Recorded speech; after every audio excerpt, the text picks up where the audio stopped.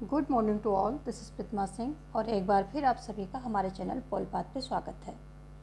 आज की series NCERT special है। इसमें सारे एनसीईआरटी के क्वेश्चंस हैं और एनसीईआरटी के क्वेश्चंस इतने इम्पोर्टेंट होते हैं कि आप बड़ी परीक्षा देने जाएं या छोटी, यदि आप रिलेटेड हैं उस सब्जेक्ट से तो एनसीईआरटी के क्वेश्चंस आते ही आते हैं।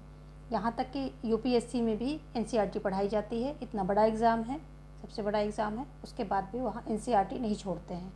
तो एनसीईआरटी का बहुत महत्व है। वहाँ पर बहुत अच्छा जो है एक कॉन्सेप्ट दिया रहता है, तो एग्ज़ामिनर वहाँ से क्वेश्चन रखते ही रखते हैं। और जो स्टेट हैं, यानी कि जो स्टेट की और टीचिंग एलिजिबिलिटी टेस्ट हो गया या सीटेट हो गया, इसमें तो भर भर के एनसीईआरटी के ही क्वेश्चन से आते हैं। आप अपना लेवल देखिए, किस लिए पेपर 1 के लिए जा रहे हैं, पेपर 2 के लिए जा रहे हैं, और एनसीईआरटी को प्रेफरेंस दीजिए। तो आज यहाँ पर सारे एनसीईआरटी के ही क्वेश्चंस हैं, क्योंकि मैं ये बिहार स्टेट के लिए ख़ास तौर पर यहाँ पर मैं फोकस्ड होकर ये वीडियो बना रही हूँ। तो सारे एनसीईआरटी के क्वेश्चंस हैं और जो कि स्टेट में बहुत ही बेनिफिशियल होते हैं, बहुत ज़्यादा हेल्प करते हैं। तो चलिए शुरू करते हैं आज का पहला क्वेश्चन। एक्चुअली हम कल के कंटिन्यूएशन में इसको शुरू कर रहे हैं। तो कल हमने 25 तक कर लिया था, उसके आगे आज हम करेंगे। तो क्वेश्चन क्या कह रहा है, एफ्रो एशियाई सम्मेलन 1955 को किस नाम से जाना जाता है? किस नाम से जाना एफ्रो एशियाई सम्मेलन? ये क्वेश्चन आपको जल्दी किसी बुक में कम ही मिलते हैं या फिर बहुत ढूंढेंगे तब मिलेंगे, और एनसीईआरटी स्पेसिफिक रहेंगे तो बहुत अच्छे अच्छे क्वेश्चन आपको मिलते हैं यहाँ से। एफ्रो एशियाई सम्मेलन जो कि 1955 में हुआ था, ये जो है किस नाम से जाना जाता है? ऑप्शन है आपके सामने, बेलग्रेड सम्मेलन, बांडुंग सम्मेलन, अफ्रीका सम्मेलन या एशियाई सम्मेलन। तो इसको जो है बांडुंग सम्मेलन के नाम से जाना जाता है। एफ्रो एशियाई सम्मेलन का दूसरा नाम क्या है? बांडुंग सम्मेलन भी है। क्यों है? क्योंकि इंडोनेशिया के बांडुंग शहर में इसका ये सम्मेलन होता है। कहाँ के? इंडोनेशिया के। क्वेश्चन यहाँ से भी आ सकता है, तो इस पर भी आप फोकस करेंगे। इंडोनेशिया के बांडुंग शहर में क्या होता है? इसका जो है सम्मेलन होता है, इसलिए इसको बांडुंग सम्मेलन के नाम से भी जाना जाता है। और यहीं से जो है आगे जो अगर देखें गुटनिरपेक्ष की जड़ें कहाँ हैं, तो यहीं पर हैं। इसके बाद फिर बेलग्रेड में जो है उसकी फर्स्ट बैठक होती है। ठीक है, तो जड़ें इसकी गुटनिरपेक्ष की यहीं पर हैं, बांडुंग सम्मेलन में ही है। ऑप्शन बी आपका सही हो जाएगा। देखेंगे नेक्स्ट क्वेश्चन। सारे ही क्वेश्चन वेरी वेरी इंपॉर्टेंट हैं, तो आप किसी भी क्वेश्चन को जो है नेग्लेक्ट नहीं करेंगे, सभी को ध्यान से देखेंगे। नेक्स्ट क्वेश्चन कह रहा है कि गुटनिरपेक्ष का पहला सम्मेलन कहाँ हुआ? 1951 में हुआ। कहाँ हुआ, कब हुआ, दोनों देख लेते हैं। कब हुआ और कहाँ हुआ? 1951 में हुआ या 1961 में हुआ या 1952 में हुआ या फिर 1962 में हुआ है? तो ये जो है 1961 में हुआ है बेलग्रेड सम्मेलन, और ऑप्शन बी आपका यहाँ पर सही हो जाएगा। ये होता कब है? सितंबर माह में होता है। और तो ये गुटनिरपेक्ष का पहला सम्मेलन जो है बेलग्रेड में होता है, 1961 में होता है। आप सभी कमेंट में बताएंगे कि गुटनिरपेक्ष के जो नेता कौन कौन से हैं। एनसीईआरटी में 5 नेता दिए गए हैं। नेहरू, नासिर, टीटो हर जगह आपको देखने को मिलते हैं, लेकिन एनसीईआरटी में 5 नेताओं की बात की गई है। आगे हम उसकी भी बात करेंगे। तो जो और 2 नेता थे बहुत ज़्यादा, जिन्होंने हेल्प की थी, इसमें सपोर्ट किया था, तो उनका भी नाम कहीं कहीं पर दे दिया जाता है। तो आप ध्यान रखेंगे कि यदि 3 ऑप्शन है वहाँ पर 3 को चूज करेंगे, यदि 5 हैं तो 5 को भी आप चूज कर सकते हैं। एनसीईआरटी में आपके 5 दिया गया है। ऑप्शन भी यहाँ पर सही हो जाएगा। देखेंगे नेक्स्ट क्वेश्चन। अगला क्वेश्चन आपके स्क्रीन पर है और आप देखेंगे कि क्या कह रहा है क्वेश्चन। भारत एवं पाकिस्तान ने सिंधु नदी जल संधि पर हस्ताक्षर कब किए? कब किए? ये क्वेश्चन बहुत ही इंपॉर्टेंट है और आपकी एनसीईआरटी से उठाया है। तो 1960 में है, 1961 में किया गया, 62 में किया गया या 63 में किया गया? कब किया गया है? तो भारत एवं पाकिस्तान ने सिंधु नदी जल संधि पर हस्ताक्षर जो है 1960 में किए थे। ऑप्शन यहाँ पर आपका जो है ए सही हो जाएगा। ठीक है, 1960 में किए थे। ऑप्शन ए यहाँ पर आपका सही है। और हस्ताक्षर इसमें कौन कौन करता है देख लेंगे। ये भी नेहरू और अयूब खान।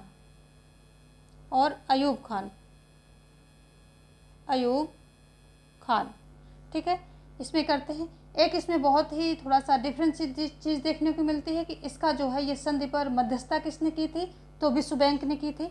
वहाँ ऑप्शन आएगा संयुक्त राष्ट्र संघ, सुरक्षा परिषद या दूसरे संस्थानों के नाम दे देंगे और आप विश्व बैंक को कभी टिक नहीं करेंगे, लेकिन इसकी मध्यस्थता विश्व बैंक ने की थी, ध्यान रखेंगे आप। मध्यस्थता विश्व बैंक ने की थी, क्योंकि विश्व बैंक की तरफ जो है आप सोचेंगे कि यहाँ तो ये मॉनेटरी सिस्टम है, यहाँ पर इसमें क्या करना है, लेकिन विश्व बैंक ने इसकी मध्यस्थता की थी। दो यहाँ पर मेन पॉइंट हैं। तीसरा पॉइंट है कि कौन कौन सी नदियाँ पाकिस्तान को दी गई और कौन कौन सी नदियाँ जो हैं भारत को दी गई हैं, वेरी इंपॉर्टेंट है। तो ये जो है तीनों क्वेश्चन यहाँ से भी आएगा, यहाँ से भी आएगा, हमने देखा है ये जगह जगह मिल रहे हैं मुझे। और फिर चौथा क्या होता है कि कौन सी नदी भारत के या पाकिस्तान के हिस्से में गई। तो हम देखेंगे यहाँ पर जो पश्चिमी नदियाँ थी, यानी कि सिंधु, झेलम और चिनाब, इनको जो है पश्चिमी नदियाँ मानते हुए पाकिस्तान को दे दिया। सिंधु, झेलम और चिनाब, एक एक क्वेश्चन जो है सोने का है और आपके एग्ज़ाम में आने के पूरे इनके चांसेस हैं। चुनाव सिंधु, झेलम, चिनाब, ये किसको दे दिया, ये दे दिया गया पाकिस्तान को। अब हम आएंगे इस पे, तो भारत पे, तो भारत को दिया गया रावी, व्यास और सतलज, ठीक है। ये जो है किसको दी गई, ये भारत को, पूर्वी नदियाँ मानते हुए इनको भारत को दे दी गई, ठीक है। ध्यान रखेंगे, ये इम्पोर्टेंट, बहुत ज़्यादा इम्पोर्टेंट क्वेश्चन है, वेरी इंपॉर्टेंट है, इसके सारे पॉइंट, ठीक है। ये है, चाहे ये है और चाहे ये है और चाहे ये है। यहाँ पर हमने कितने पॉइंट डिस्कस किए, 4 पॉइंट डिस्कस किए, चारों ही वेरी इंपॉर्टेंट हैं। चलिए देखेंगे, ऑप्शन ए यहाँ पर आपका सही हो जाएगा। नेक्स्ट क्वेश्चन देखेंगे। नेक्स्ट क्वेश्चन क्या कह रहा है कि गुजरात के कच्छ इलाके के रन में पाकिस्तान ने कब हमला बोला, जनवरी 1965 में, फरवरी 1965 में, या मार्च 1965 में, या अप्रैल 1965 में। यहाँ पर आपको महीना भी याद रखना पड़ेगा, क्योंकि आपको पता होना चाहिए कि 65 में, यानी कि 1 साल के अंदर ही पाकिस्तान ने 2 अटैक किए थे। वो हम देखेंगे कौन कौन से किए थे। तो यहाँ पर आपका जो है ऑप्शन डी सही हो जाएगा, ऑप्शन डी सही, अप्रैल 65 ये सही हो जाएगा, जब कच्छ इलाके में इसने पाकिस्तान ने हमला, ये भी देखेंगे कच्छ इलाके में अप्रैल 1965 में कच्छ इलाके के रन में जो है इसने हमला बोला था। जबकि हम देखेंगे कि ये 2 महीने बाद, यानी कि अगस्त सितंबर, 2 नहीं, कई अप्रैल, मई, जून, जुलाई, अगस्त, हाँ 4-5 महीने के बाद ही इसने जो है अगस्त सितंबर महीने में JNK यानी कि जम्मू एंड कश्मीर की साइड में दोबारा जो है हमला बोला था। तो ये भी ध्यान रखेंगे आप। यहाँ पर ऑप्शन जो है डी सही हो जाएगा। 1965 में 2 अटैक करता है पाकिस्तान। नेक्स्ट क्वेश्चन क्या कह रहा है कि किस देश ने मुक्ति संग्राम छेड़ा था, किस देश ने मुक्ति संग्राम छेड़ा था, भारत ने छेड़ा था, पाकिस्तान ने छेड़ा था, या बांग्लादेश ने छेड़ा था, या वर्मा ने छोड़ा था। वेरी इंपॉर्टेंट क्वेश्चंस हैं, सभी आपके NCERT के हैं। आपको जैसे मैंने पहले बता दिया कि NCERT स्पेशल है ये, ठीक है। सेशन ये क्वेश्चंस आपके वेरी इंपॉर्टेंट हैं। सेशन को सभी जितने लोग भी जुड़े हुए हैं लाइक कर देंगे और अपने दोस्तों में शेयर भी कर देंगे, ठीक है। तो किस देश ने मुक्ति संग्राम छेड़ा था, तो ये छोड़ा गया, ये किसके द्वारा छेड़ा गया था, तो ये छेड़ा गया था बांग्लादेश के द्वारा, ठीक है। ऑप्शन यहाँ पर आपका सी सही हो जाएगा। और किसके द्वारा छेड़ा गया, तो जो मुजीबुर रहमान थे, ये अवामी लीग पार्टी से खड़े हुए थे। और हुआ ये था कि पाकिस्तान जो है इनके साथ, यानी बांग्लादेश के साथ दोयम दर्जे का व्यवहार कर रहा था, यानी कि पाकिस्तान के नागरिक थे उनके साथ अच्छा व्यवहार था, इनके साथ नहीं था उतना अच्छा। तो इसी पर जो है बांग्लादेश की जनता ने मुजीबुर रहमान को जो है जिता दिया, और लेकिन पाकिस्तान ने इसे स्वीकार नहीं किया। जो अली भुट्टो उस समय PM थे उनके, तो इन्होंने इनको स्वीकार नहीं किया और गिरफ्तार कर लिया। तो उसी पर जो है लोगों ने बगावत कर दी, मुक्ति संग्राम छोड़ दिया कि मुझे पाकिस्तान के शासन से और मुक्ति चाहिए। तो मुक्ति संग्राम यही है, मुक्ति संग्राम, ठीक है, बांग्लादेश, ठीक है। और ये होता कब है, तो 1971 में ये सारी चीज़ें होती। उसी के बाद हमारा जो है भारत और पाकिस्तान का युद्ध भी होता है। तो ये सारी चीज़ें आपको पता होंगी। चलिए देखेंगे नेक्स्ट क्वेश्चन। ऑप्शन जो है यहाँ पर सही हो गया। नेक्स्ट क्वेश्चन जो है क्या कह रहा है कि सोवियत संघ और भारत के मध्य मित्रता की 20 वर्षीय संधि पर हस्ताक्षर कब हुए। तो सारे ही क्वेश्चन बहुत ही इंपॉर्टेंट हैं, आपको इजी लग रहे होंगे, लेकिन जब वहाँ पर आपको टिक करने का नंबर आता है तो आप वहाँ गलतियाँ करते हैं। तो बहुत ही फोकस्ड होकर के पढ़ेंगे, आपका एग्ज़ाम जो है बिल्कुल पास है, सर पे है। और एक तो बिहार ने इतनी जल्दी डेट, पता नहीं किस जल्दी में, हबड़ दबड़ में ये काम किया है सारा, कि बच्चों को जो है रिवाइज करने का भी टाइम ठीक से नहीं मिल रहा है। तो देखेंगे ये क्वेश्चन जो है बहुत इंपॉर्टेंट है। सोवियत संघ और भारत के मध्य मित्रता के 20 वर्षीय जो है संधि पर हस्ताक्षर कब हुए। ध्यान देने वाली बात है कि एक हस्ताक्षर पूछेगा कि कब हुए, और दूसरा पूछेगा कितने वर्ष के लिए हुए, ये भी क्वेश्चन देखने को मिलता है। तो देख लो यहाँ पर, एक तो आंसर आपका यही बन रहा है 20 वर्ष, 20 वर्ष के लिए होता है। और होता कब है ये, 1971 में होता है, ठीक है, 1971 में हस्ताक्षर होता है। ऑप्शन यहाँ पर आपका डी सही हो जाएगा। और ये क्यों किया गया था, क्योंकि पाकिस्तान और अमेरिका और चीन की धुरी बनते हुए देखकर भारत ने सोचा कि ठीक है, हमारा ये बांग्लादेश के साथ ये टकराव तो चल ही रहा था, क्योंकि बांग्लादेश के सारे शरणार्थी यहाँ आ रहे थे भारत में, तो उसको था ऐसा कुछ कि युद्ध शायद करना पड़ेगा। तो जब इन तीनों की धुरी बनते हुए देखा, पाकिस्तान, अमेरिका और चीन की धुरी बनते हुए देखा, तो भारत में जो है इंदिरा गांधी भी आयरन लेडी बोली जाती हैं, उन्होंने भी अपना दिमाग दौड़ाया और सोवियत संघ के साथ जाकर के 20 वर्षीय संधि कर ली और बोला अगर हम पे कोई ऐसा कुछ कोई आक्रमण करता है तो आप जो है हमारी साथ देंगे, हमारी हेल्प करेंगे। और किया भी सोवियत संघ ने। जब ये युद्ध छिड़ जाता है तो अमेरिका के ये जो है युद्धपोत आकर के उधर से म्यांमार की साइड से आकर के भारत पर दबाव बनाना चाहते हैं, लेकिन सोवियत संघ के जो जहाजी बेड़े आकर के उनको पीछे खदेड़ देते हैं। तो किया, यानी कि ये जो है संधि बहुत काम आई, बहुत काम आई भारत के, नहीं तो पता नहीं भारत का क्या हाल होता, क्योंकि अमेरिका इसमें कूद चुका था इस लड़ाई में। चलिए देखेंगे यहाँ पर ऑप्शन डी सही हो रहा है। देखेंगे नेक्स्ट क्वेश्चन, थोड़ी थोड़ी स्टोरी सुनते जाइए ताकि आपको रिलेट करने में आसानी हो, और फिर आपका ये सब्जेक्ट है तो आपको नॉलेज होनी चाहिए। शिमला समझौता की बात हो रही है, डेट बतानी है आपको, कब हुई थी ये, 1971 में, 1972 में, 1973 में या 1974 में, कब हुई थी ये। तो ये हुई थी 1972 में। 1971 में जो है ये सोवियत संघ की और भारत की जो है मित्रता होती है, उसके बाद युद्ध होता है, और उसके बाद जो है अगले नेक्स्ट ईयर ये शिमला समझौता होता है। किसके बीच में होता है, इससे भी ज़्यादा इंपॉर्टेंट है किसके बीच में होता है, तो ये इंदिरा गांधी और अली भुट्टो के बीच में होता है साइन, ठीक है। इंदिरा और अली भुट्टो, जो भुट्टो थे, जुल्फ़िकार अली भुट्टो इनका पूरा नाम है, आप याद रखेंगे, लिखेंगे, मैंने भुट्टो लिख दिया है, ठीक है। इनके बीच में है जो साइन, इन दोनों के साइन होते हैं इस शिमला समझौते पर। चलिए देखेंगे नेक्स्ट क्वेश्चन। नेक्स्ट क्वेश्चन क्या कह रहा है कि रक्षा उत्पाद विभाग की स्थापना कब हुई है। वेरी इंपॉर्टेंट है, रक्षा उत्पाद विभाग की स्थापना कब हुई है, 1962 में, 63 में, 64 में या फिर 65 में। क्वेश्चन नंबर 33 का आंसर करेंगे तो ये इसका ऑप्शन जो है ए सही हो जाएगा, ए सही हो जाएगा। 1962 में रक्षा उत्पाद की स्थापना होती है। और रक्षा उत्पाद की स्थापना ये 1962 में क्यों होती है, क्योंकि जब ये चीन का युद्ध में भारत को मुँह की खानी पड़ी थी तब इसकी स्थापना की जाती। उसके पहले ज़्यादा जो है सैनिक और हथियारों पर, इन सब चीज़ पर ध्यान नहीं दिया जा रहा था, क्योंकि हमारा भारत जो है नया नया स्वतंत्रता उसको मिली थी और वो अपने विकास के कार्यों में ध्यान दे रहा था। लेकिन जैसे ही चीन के साथ युद्ध होता है तो उसके बाद ये रक्षा उत्पाद विभाग की स्थापना की जाती है, ठीक है। नेक्स्ट देखेंगे, अगला क्वेश्चन भी कुछ ऐसे ही है। क्या है, भारत रत्न से सम्मानित पहले भारतीय कौन थे। भारत रत्न से सम्मानित पहले भारतीय कौन थे। ऑप्शन है आपके सामने, सी राजगोपालचारी, राम मनोहर लोहिया, आचार्य नरेंद्र देव या श्यामा मुखर्जी।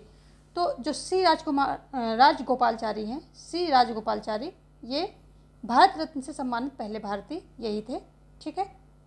और लोहिया ने गैर कांग्रेसवाद का जो है नारा दिया था, गैर कांग्रेसवाद इन्हीं के द्वारा चलाया गया था।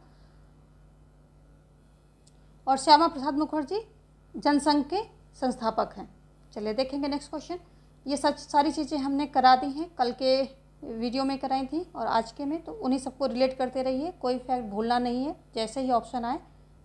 नेक्स्ट क्वेश्चन का आंसर करेंगे आप 35 का। पोस्को प्लांट कहाँ लगाया था, मद्रास में, भुवनेश्वर में, पश्चिम बंगाल में या कर्नाटका में, कहाँ लगाया था। ये जो पोस्को प्लांट की बात हो रही है, तो ये लगाया गया था भुवनेश्वर में। ऑप्शन बी जो है आपका सही हो जाएगा। और भुवनेश्वर में भी कहाँ लगाया था, तो जगत सिंह जिले, भुवनेश्वर के जो जगत सिंह जिला था उसमें जो है ये लगाया जाता है। ठीक है। और ये अगर बात करें तो कौन सी कंपनी थी जो यहाँ पर ये प्लांट लगाया था, तो कोरियाई कंपनी थी, कोरियाई कंपनी थी। ठीक है। और आंदोलन किस बात पे हुआ था, तो जो विस्थापित किए गए थे लोग, उन्होंने आंदोलन किया था और इन्होंने कहा था कि हमारे सेहत और हमारी जीविका इन सब के ऊपर जा कर के आप यहाँ पर कोई क्या है कंपनी नहीं लगा सकते हैं।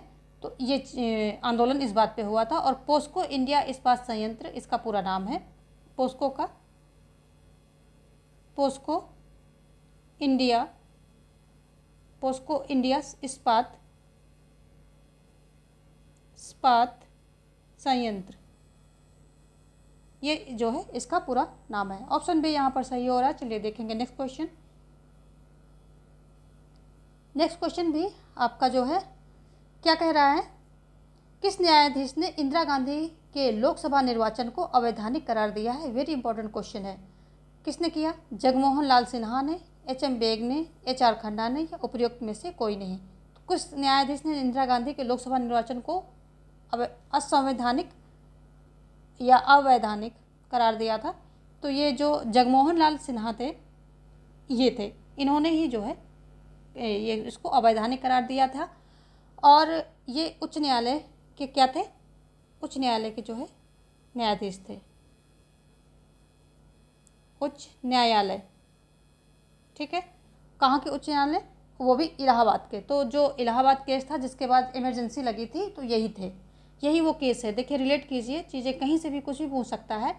तो जैसे हमेशा होता है ना कि किस केस के, इलाहाबाद केस के बाद जो है इंदिरा गांधी ने इमरजेंसी लगाई थी, तो यही वो केस था। इसी के बाद जो है इंदिरा गांधी ने इमरजेंसी लगाई थी। इसमें होता क्या है कि ये जो है समाजवादी नेता राजनारायण, इन्होंने याचिका दायर की कि इंदिरा गांधी ने जो है अपना जो चुनाव जो प्रचार हो रहा था उसमें क्या हुआ कि सरकारी जो संसाधन है इनका इस्तेमाल किया। और ये बात जो है जगमोहन लाल सिन्हा ने 12 जून 1975 में ये सुनाया कि ठीक है, ये सारी चीज़ें जो हैं सही पाई गई हैं और इनका जो है इसकी जांच की जाए। और जांच होती है तो फिर मतलब सारी चीज़ें जो हैं, जो भी होता है उसका फैसला होगा। तो इसका मतलब ये हुआ कि जो है इंदिरा गांधी अब सांसद, इनका जो है ये अगर वैधानिक नहीं रह गया तो सांसद नहीं रहेंगे, और सांसद नहीं रहेंगे तो फिर पीएम भी नहीं रहेंगे। तो कुल मिलाकर के इनके पद पोस्ट पर ये खतरा आ गया था और इसी के चलते इन्होंने इमरजेंसी लगाई थी। तो बातें यहाँ पर तो आपको याद रखनी है कि ये जो है जगमोहन लाल सिन्हा थे, उच्च न्यायालय के जो है ये न्यायाधीश थे, इलाहाबाद उच्च न्यायालय के। ठीक है। और समाजवादी नेता ने जो राजनारायण थे, इन्होंने याचिका दायर की थी और इनका फैसला कब आया था, 12 जून 1975 को इनका फैसला आ गया था। 12 जून 1975 में इनका फैसला आ गया था। तो ये सारी बातें हैं। चलिए देखेंगे इसी के बाद जो है, इसी केस के बाद ये क्या है कि 25 जून को जो है क्या लग जाती है, इमरजेंसी लग जाती है। तो इमरजेंसी की भी डेट पूछता है कभी कभी, तो ये आप ध्यान रखिए, 25 जून 1975। इसके पीछे कहानी लंबी है तो आप पूरी कहानी मत सुनिए, बस इतना जानिए कि इनके जो है निर्वाचन संबंधी, इनका निर्वाचन जो है अवैधानिक घोषित कर दिया था, करार दिया था। तो इनके पीएम पद पर जो है आँच आ गई थी और इसी के चलते इन्होंने इमरजेंसी जो है लगा दी थी। चलिए देखेंगे हम आगे। और नेक्स्ट क्वेश्चन क्या कह रहा है, यहाँ पर ऑप्शन जो है आपका ए यहाँ पर सही हो रहा है, जगमोहन लाल सिन्हा यही थे उच्च न्यायालय के न्यायाधीश।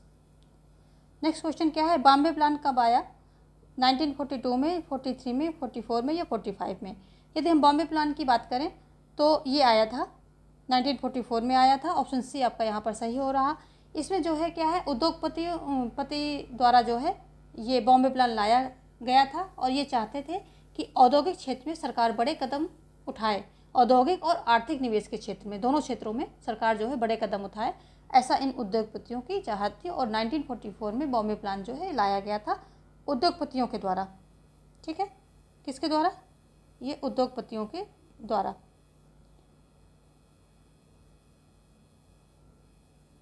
चलिए देखेंगे नेक्स्ट क्वेश्चन हम। ऑप्शन यहाँ पर सी सही हो जाएगा। नेक्स्ट क्वेश्चन क्या कह रहा है, प्रिवी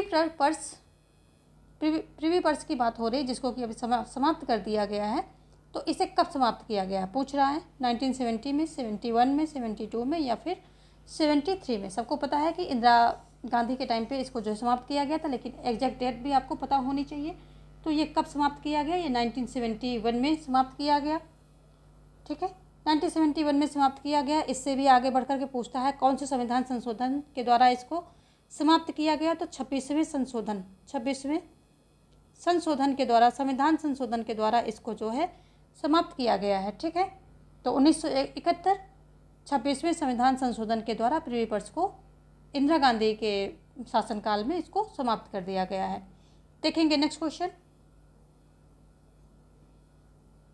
अगला क्वेश्चन क्या कह रहा है कि दक्षेस का गठन कब किया गया। तो दक्षेस बहुत ही इंपॉर्टेंट टॉपिक है आपके सिलेबस का, और दक्षेस है और दूसरे भी कई सारे जो हैं संगठन हैं, तो इन पे हम पूरी नॉलेज आपको क्वेश्चन के थ्रू ही दे देंगे। तो दक्षेस के गठन की आपको जो है डेट बतानी है, 1982, 1983, 1984 और 1985। दक्षेस का गठन कब होता है, ये 8 दिसंबर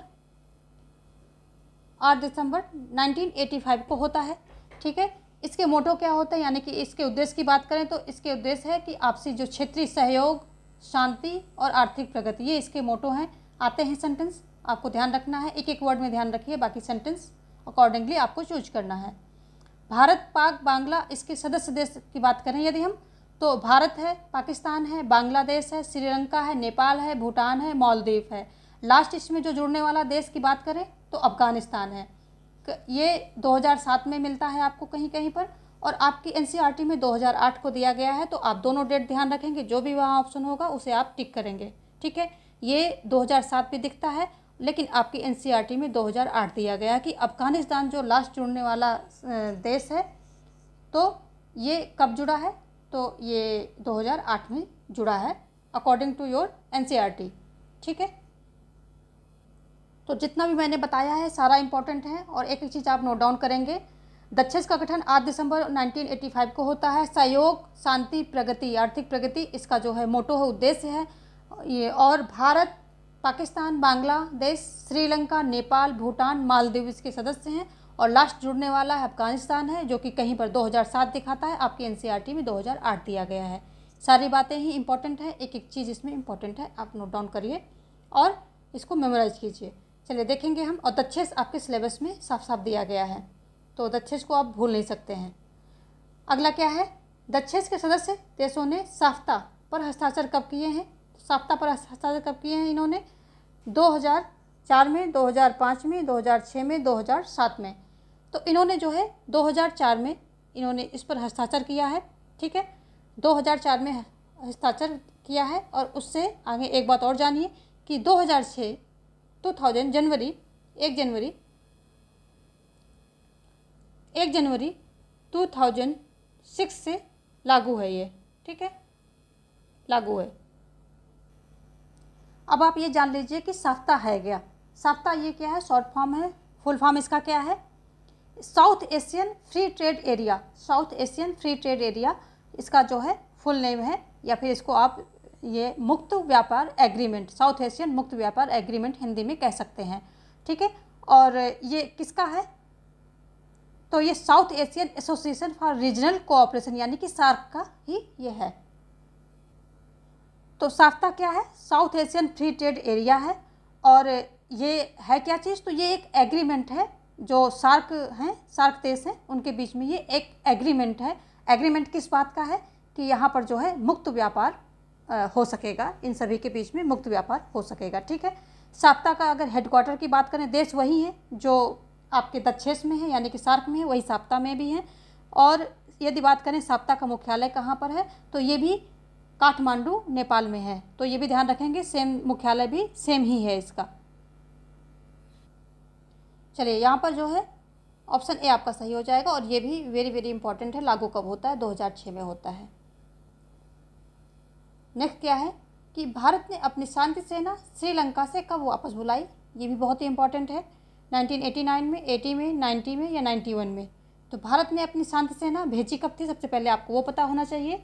तो ये भेजी थी 1987 में। 1987 में जो है भेजी थी। जयवर्धने और राजीव गांधी के बीच में जो है ये समझौता हुआ था, एक प्रकार से ये ट्रीटी हुई थी, और इसी के चलते जो है इसने अपनी शांति सेना वहाँ पर भेजी थी। कहाँ पर? यहाँ श्रीलंका में।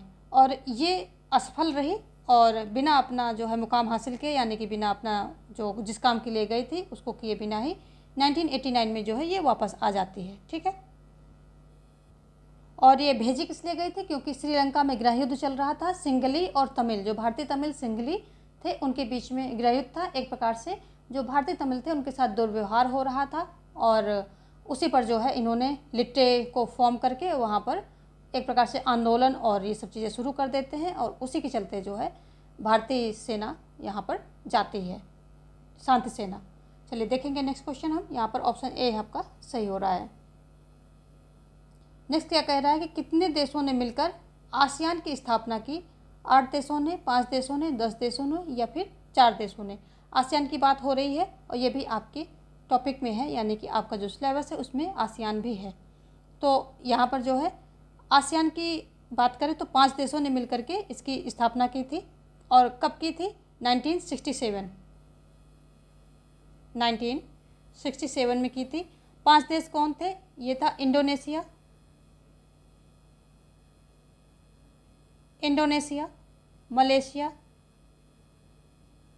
मलेशिया, थाईलैंड,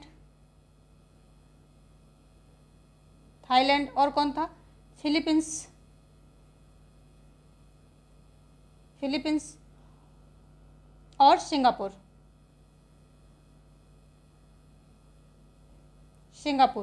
ये जो है इसके देश थे, इन्होंने मिलकर के जो है आसियान की स्थापना की थी। ठीक है। चलिए नेक्स्ट देखेंगे। यहाँ पर ऑप्शन बी राइट है। किसके शासन को परिपूर्ण तानाशाही कहा जाता है? परिपूर्ण तानाशाही की बात हो रही है। CPI, CPIM, PRI या उपर्युक्त कोई नहीं? तो यहाँ पर जो है PRI, इसी की जो है शासन को क्या कहा जाता है? परिपूर्ण तानाशाही का नाम दिया गया है। ठीक है। 43 का यहाँ पर ऑप्शन सी जो है आपका सही हो रहा है। इसका पूरा नाम देखें तो इंस्टीट्यूशनल रिवोल्यूशनरी पार्टी है। फुल नाम देखिए, इंस्टीट्यूशनल रिवोल्यूशनरी पार्टी है। ठीक है। और स्पेनिश में इसको PRI बोलते हैं। अगर PRI की बात करें तो किस में बोलते हैं?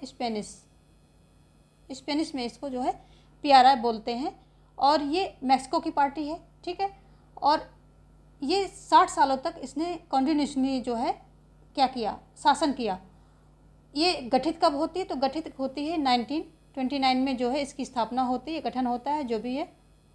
तो ये होगा 1929 में गठित होकर के ये जो है 60 सालों तक इसने जो है वो राज किया। और कैसे किया? कहने तो ये लोकतांत्रिक तरीके से राज कर रही थी, लेकिन इसने अलोकतांत्रिक जो है तरीके अपनाए, यानी कि बहुत ज़्यादा चुनावों में हेरफेर किया, गड़बड़ की, और ये 60 सालों तक लगातार जो है वहाँ पर शासन सत्ता में बनी रही, किसी और पार्टी को इसने आने नहीं दिया। ठीक है। तो PRI, इसी को जो है परिपूर्ण तानाशाही कहा जाता है, PRI को। देखेंगे नेक्स्ट क्वेश्चन, ऑप्शन सी जो है राइट। नेक्स्ट क्वेश्चन क्या कह रहा है? शाह जांच आयोग क्यों गठित किया गया था? शाह जांच आयोग की बात हो रही है केंद्र राज्य संबंध के लिए, राज्यों के बीच संबंध के लिए, आपातकालीन ज्यादतियों की जांच के लिए, या उपर्युक्त कोई नहीं? तो ये ऑप्शन जो है आपका सी सही हो जाएगा। शाह जांच आयोग आपातकालीन ज्यादतियों की जांच के लिए गठित किया गया था।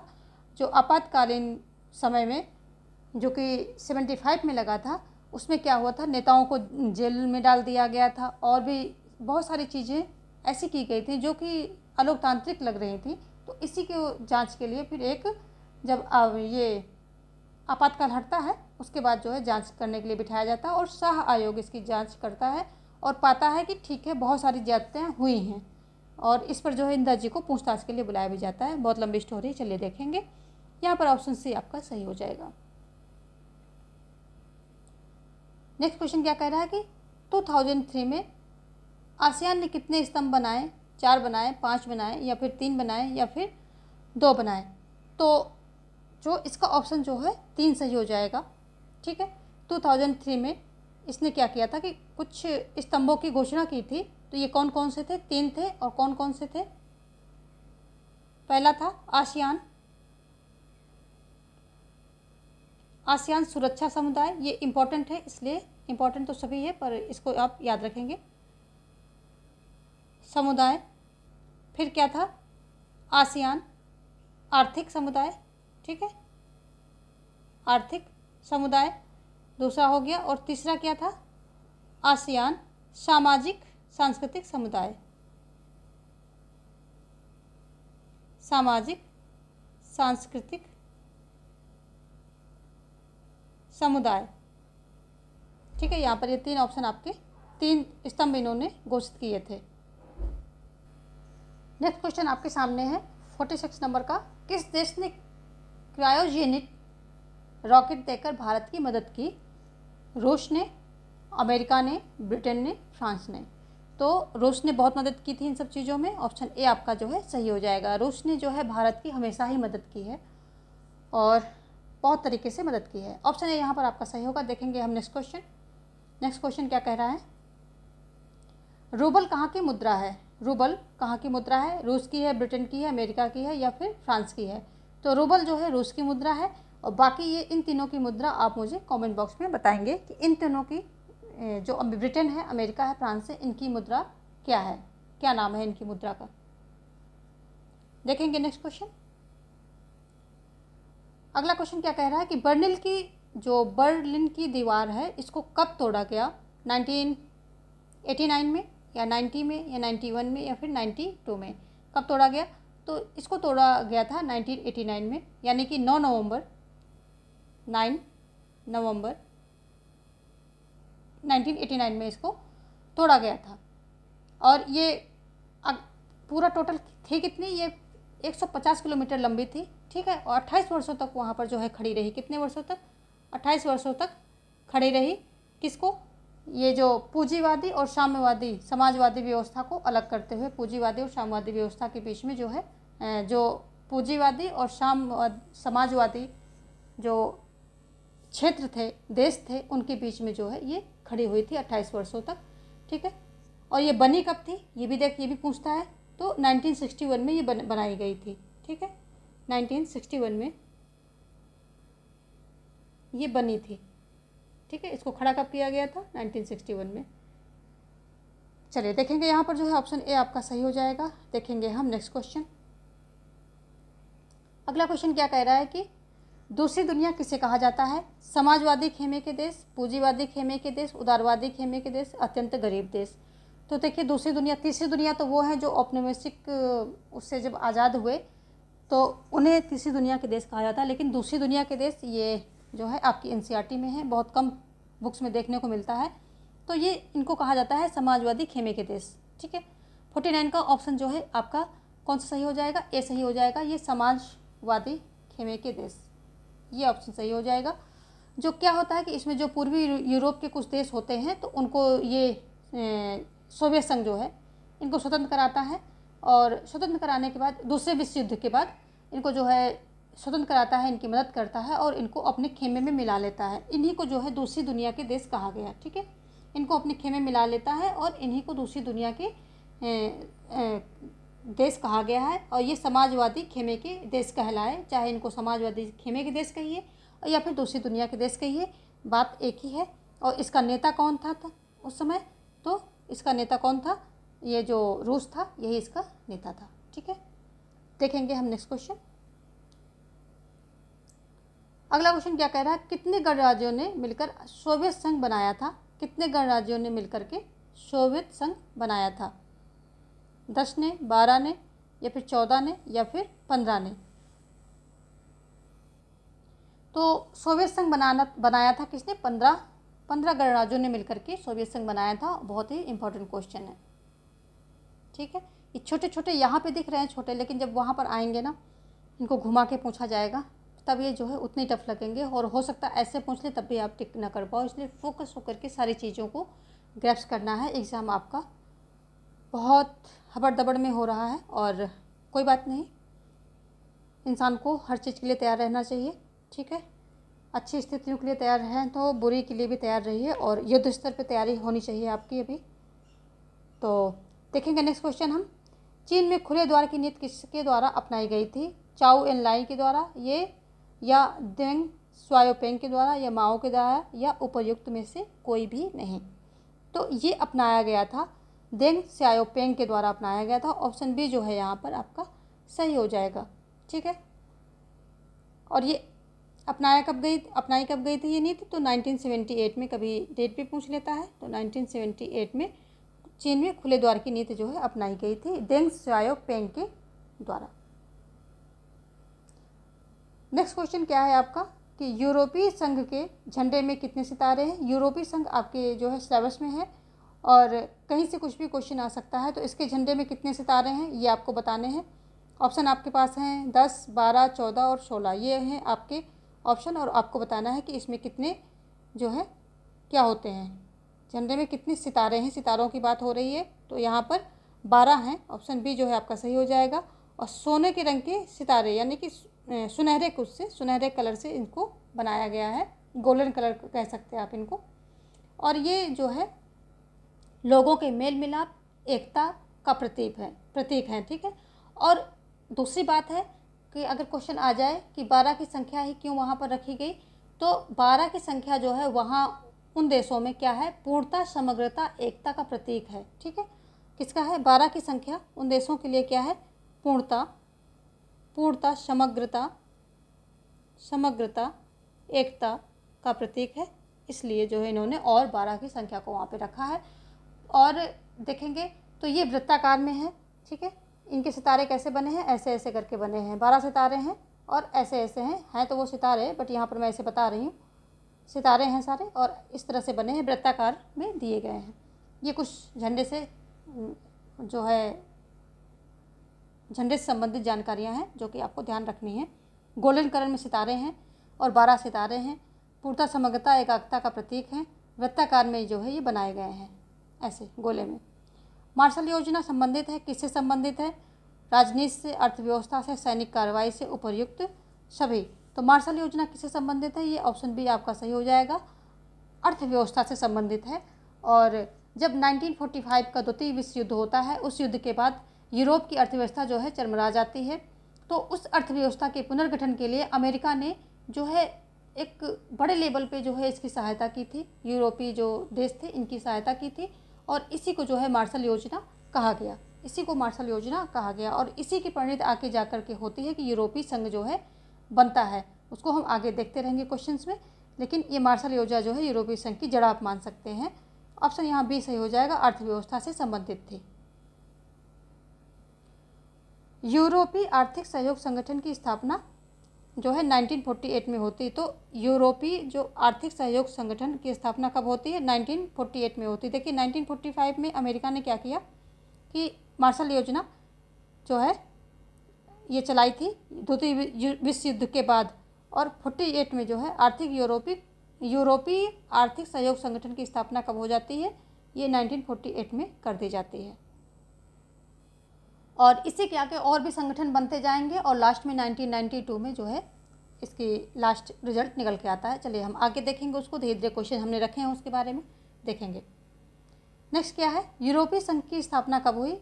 देखिए बात आ गई 1991 में, 1992 में, 1993 में या 1994 में। यूरोपीय संघ की बात हो रही है, तो इसकी स्थापना कब होती है? ये होती है 1992 में। ऑप्शन बी यहाँ पर आपका सही हो जाएगा।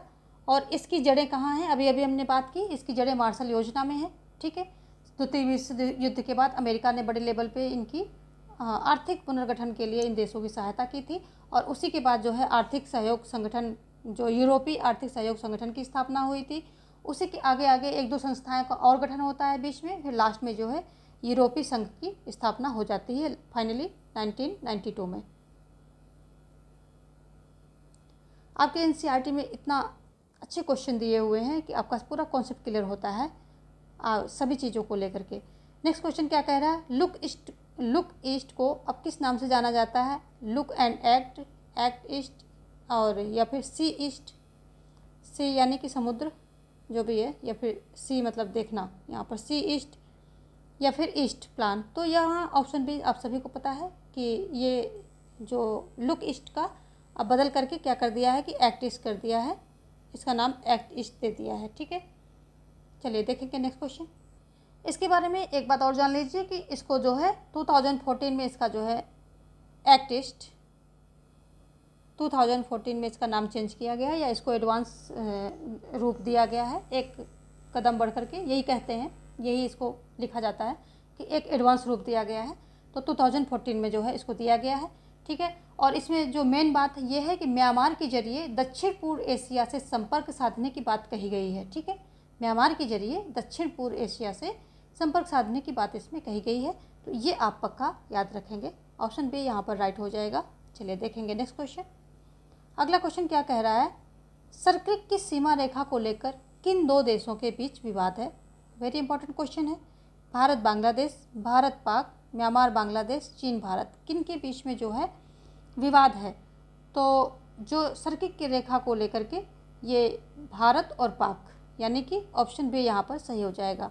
भारत पाकिस्तान के बीच में विवाद है और ये जो सीमा रेखा कहाँ पर पड़ती है अगर हम बात करें तो कच्छ के रण। ठीक है, याद रखेंगे जगह का नाम, कच्छ के रण में जो है ये सीमा रेखा पड़ती है। देखेंगे हम नेक्स्ट क्वेश्चन।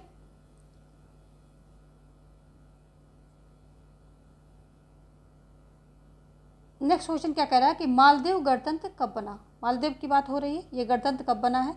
तो 1968 में बना है, 1969 में, या 1967 में, या फिर 1970 में। तो मालदीव गणतंत्र कब बना है, आंसर है 1968, ऑप्शन ए जो है आपका सही हो जाएगा। और इसने क्या है, जब गणतंत्र बन गया है तो इसने क्या किया, अध्यक्षात्मक शासन प्रणाली को इसने अपनाया है। ठीक है, इसी शासन प्रणाली को इसने अपनाया है, ऑप्शन ए यहाँ पर जो है राइट है। देखेंगे नेक्स्ट क्वेश्चन। नेक्स्ट क्वेश्चन क्या कह रहा है कि मालदीव में बहुदलीय प्रणाली कब से अपनाई गई है। 2004 से, 5 से, या 2008 से, या फिर 2006 से। ठीक है, तो ये कब से अपनाई गई है, 2005 से अपनाई गई है, ऑप्शन जो है यहाँ पर बी राइट है। ठीक है, मालदीवियन डेमोक्रेटिक पार्टी वहाँ पर जो है एक प्रकार से डोमिनेट तो नहीं कहेंगे, लेकिन वो वहाँ पर सबसे ज़्यादा प्रभावशाली पार्टी कौन सी है, Maldivian democratic party. Maldivian democratic party ये जो है सबसे प्रभावशाली पार्टी है वहाँ की। ठीक है, चलिए इसको एडीपी भी बोलते हैं शॉर्ट में, एडीपी। देखेंगे हम नेक्स्ट क्वेश्चन। नेक्स्ट क्वेश्चन क्या है कि नेपाल लोकतांत्रिक गणराज्य कब बना है। 2006 में, 7 में, 8 में, या फिर 2009 में, कब बना है। तो ये बना है 2008 में। नेपाल लोकतांत्रिक गणराज्य 2008 में बनता है। ठीक है, और बात करें तो 2015 में, इम्पोर्टेंट है ये, 2015 में नया संविधान इसका बना है। ठीक है, नया संविधान कब बना है, ये क्वेश्चन बहुत आता है। तो 2015 में इसका नया संविधान बना है। और दूसरा क्वेश्चन ये बहुत आता है कि लोकतांत्रिक गणराज्य नेपाल कब बना, तो 2008 में बना। ये दोनों ही क्वेश्चन वेरी वेरी इंपॉर्टेंट है। ठीक है, दोनों ही इंपॉर्टेंट हैं। चलिए देखेंगे हम नेक्स्ट क्वेश्चन क्या कह रहा है कि यूरोपीय आर्थिक सहयोग संगठन की स्थापना कब हुई। यूरोपीय आर्थिक सहयोग संगठन की स्थापना कब होती है। ऑप्शन ए 1945, 46, या 1947, या 1948। इसकी बात जो है हमने पहले ही कर ली थी जब हमने मार्शल योजना की बात की थी, तो आपको आंसर पता होना चाहिए। ऑप्शन डी जो है यहाँ पर राइट है, 1948 में जो है आर्थिक सहयोग संगठन की स्थापना होती है। यूरोपीय लगाएंगे आप, आर्थिक सहयोग संगठन तो बहुत सारे हैं, यूरोपीय लगाना मत भूलिएगा। यूरोपीय आर्थिक सहयोग संगठन की स्थापना 1948 में होती है। देखेंगे नेक्स्ट क्वेश्चन। अगला क्वेश्चन क्या कह रहा है कि यूरोपीय इकोनॉमिक कम्युनिटी का गठन कब हुआ। देखिए ये सारी चीज़ें हो रही हैं, सारी संस्थाओं का गठन हो रहा है और लास्ट में इसकी परिणति ये होती है कि 1992 में जो है यूरोपीय संघ की स्थापना हो जाती है।